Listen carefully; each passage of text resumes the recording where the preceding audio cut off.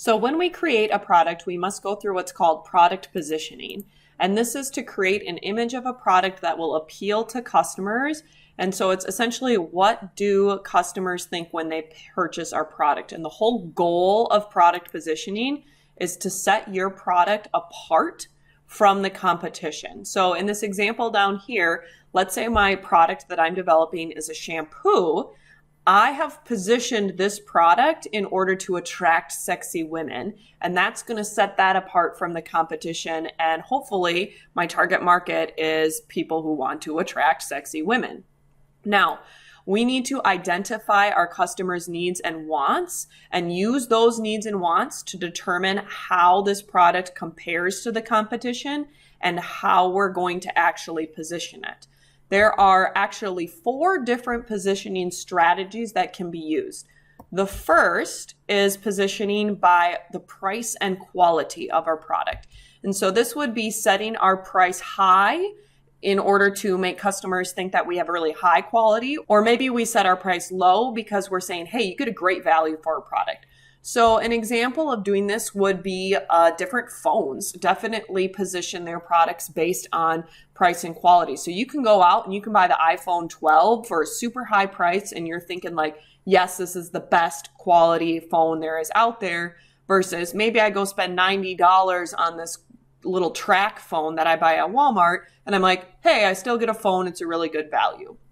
So you could position your phone based on price and quality.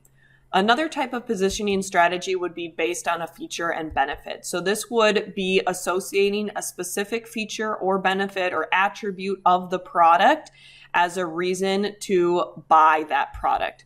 So Hefty does a great job at positioning their products this way. You know, their whole thing is that, hey, we have these strong, hefty bags, and that's how they're setting their garbage bags apart from the competition. So remember, positioning is figuring out, how do I set my product apart from the competition? So Hefty sets their product apart from the competition, not based on price, but based on the specific feature benefit, which is their hefty, thick Force Flex material used in their product. The next type of positioning strategy is competition relation. And this is used when we're trying to gain an advantage over a specific product that is very, very similar to our own.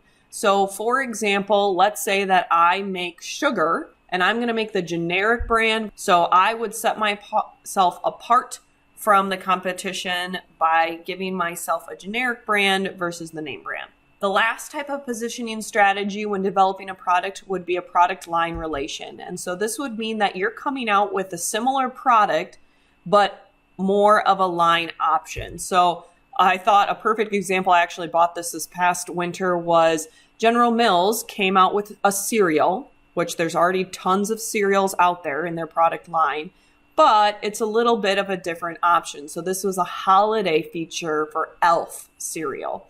Another example would have been when Starbucks did that unicorn frappe. So there was already coffee, but it's just another option within the line of frappes that is got all the unicorn and sparkles and yay. So let's look at a couple other examples of each type of positioning strategy. So here's the product as mouthwash. There's lots of similar types of mouthwash out there. So I would plan to, if I was making a mouthwash, I would plan to position based on the competition. So I would look at Act, I would look at Listerine, I would look at Colgate, and I would try to match my mouthwash that I make to similar other competition. In this example, I've got Crayola and their washable crayons, or I've got Mountain Dew, Diet Mountain Dew, and Kickstart. So these are examples of relation to product lines. So Crayola already has a product line of crayons. I'm going to make a similar crayon, but it's slightly different in the fact that it's washable. Or I already had the regular soda, Mountain Dew. Now I'm going to make a similar Mountain Dew that's Diet. Or I'm going to make a energy drink of Mountain Dew that's Kickstart. So there's already an established product line, and I'm going to expand that a little.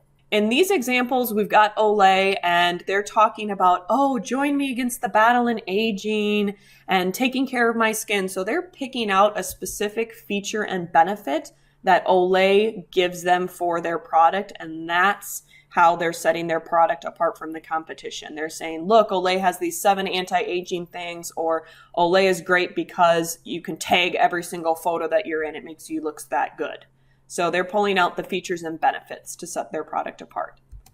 And in this last example, we've got different types of cars at different price points.